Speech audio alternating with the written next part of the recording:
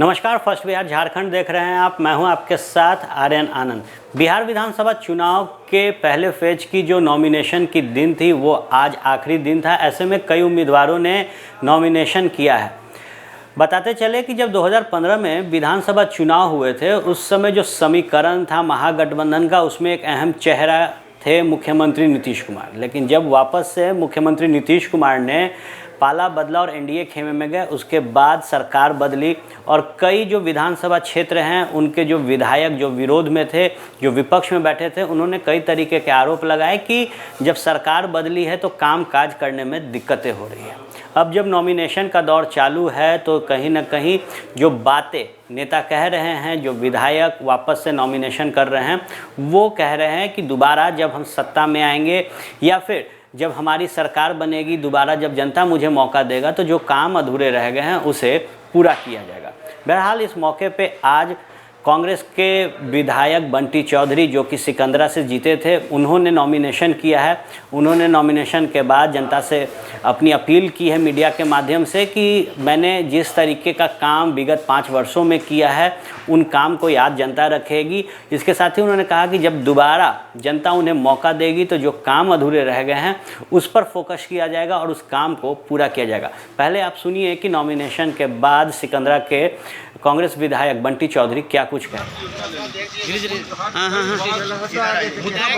और वो आज तक नहीं हो पाया है कि महागठबंधन की सरकार बनेगी और कुंडघाट योजना पूरा की जाएगी। आपसे क्या ऐसा क्या कार्य किए हैं पिछले 5 सालों में, या क्या बच गया है जो उसको पूरा करना चाह रहे हैं आप? जैसे कार्य तो कई हैं, अनगिनत कार्य हैं जो को मैंने इस 5 साल में पूरा किया, जो कि पिछले 5 साल में नहीं हो पाया।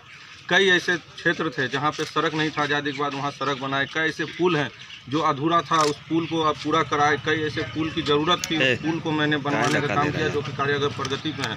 अगर मुझे दोबारा मौका मिलता है, महागठबंधन की सरकार बनती है, तो कई ऐसे योजनाएं मेरे ड्रीम सपने में है, उनको मैं पूरा करूँगा। आपने सुना, साफ तौर पे बंटी चौधरी का कहना है कि जब दोबारा जनता उन्हें चुनेगी, मत देगी, उसके बाद जो काम अधूरे रह गए हैं, जो सिकंदरा में काम नहीं हो पाया है, उन काम पर फोकस किया जाएगा और जो विकास है सिकंदरा का उसे आगे बढ़ाया जाएगा। इसके साथ ही एक बड़ी चुनौती बंटी चौधरी के लिए होगी, क्योंकि जो समीकरण 2015 के विधानसभा चुनाव में बना था, उस समीकरण में राजद, कांग्रेस और जब मुख्यमंत्री नीतीश कुमार इसकी अगुवाई कर रहे थे तो एक बेहतर विकल्प की बात हो रही थी और जो समीकरण तैयार हुआ था वो विकास के नाम पर मुख्यमंत्री नीतीश कुमार के तौर पर था और एक बड़ा जातीय समीकरण राजद और कांग्रेस का था।